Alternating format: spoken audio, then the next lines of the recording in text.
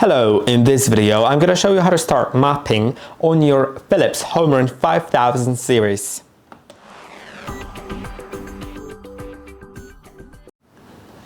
To do it, go to the app and tap Create Map. Now tap Yes, Start Mapping, but before you do that, make sure that the robot and the station is on the floor you want to map, that the furniture is in its regular place. Small objects like cables and toys are just away, and you have left all the doors between rooms open, and you have closed the doors that lead outside. Now tap Yes, Start Mapping. It is recommended to remove the mobs for the mapping,